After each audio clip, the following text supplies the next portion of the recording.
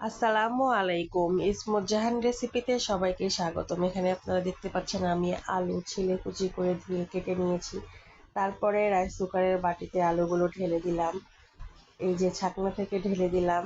রান্না করব, কি রান্না করব একটু পরেই বুঝতে পারবেন। এরপরেই দেখেন কত পেঁয়াজ মরিচ কুচি করে রেখেছি, সেগুলো দিলাম। পরিমাণ মতো পেঁয়াজ, 10-12টার মতো কাঁচামরিচ। তারপরে এই দেখেন ছোট মাছ। এখানে পরিমাণ মতো লবণের গুঁড়ো, হলুদের গুঁড়ো, মরিচের গুঁড়ো, ধনিয়ার গুঁড়ো, জিরের গুঁড়ো সবকিছু দিয়েছি। এখন এই সবকিছু আমি ভালোভাবে হাতের সাহায্যে খুব সুন্দর করে আলতোভাবে মেখে নিব। তারপরে আমি এই যে সামান্য পরিমাণ পানি দিয়েছি, তারপরে মাছগুলো উপরে দিকে ছিটিয়ে দিলাম।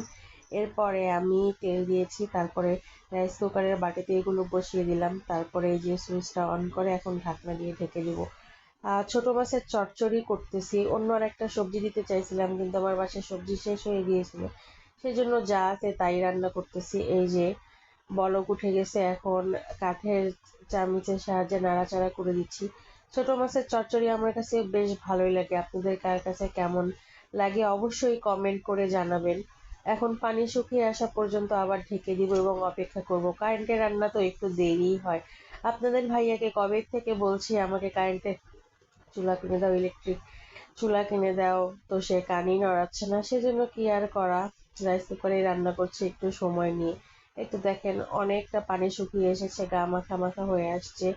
এই তো এখন আর একটু অপেক্ষা করব, পানি একেবারে শুকিয়ে আসা পর্যন্ত। একদম পোড়া পোড়া করব, একদম পানি থাকবে না। মাঝখানে আমি লবণ টেস্ট করে নিয়েছিলাম, তো আমার কাছে মনে হয়েছে লবণ ঠিক আছে, সেজন্য আর লবণ দিলাম না। এই দেখেন একেবারে পানি শুকিয়ে দিয়েছে, গা মাখা মাখা হয়ে গিয়েছে। এখন আমি সুইচটা অফ করে দিব, আর বাকিটা এই হিটেই পোড়া পোড়া হয়ে যাবে। আমার কাছে ছোট মাছের চচ্চড়ি খুব ভালো লাগে। তো খুব অল্প সময়ে এভাবে আমি ছোট মাছের চচ্চড়ি রান্না করে ফেলি। আপনারা কে কিভাবে রান্না করেন জানাবেন। তারপরে আমি এই তো একটা খালি পাতিলে ঢেলে নিলাম। সবাই ভালো থাকবেন, আল্লাহ হাফেজ।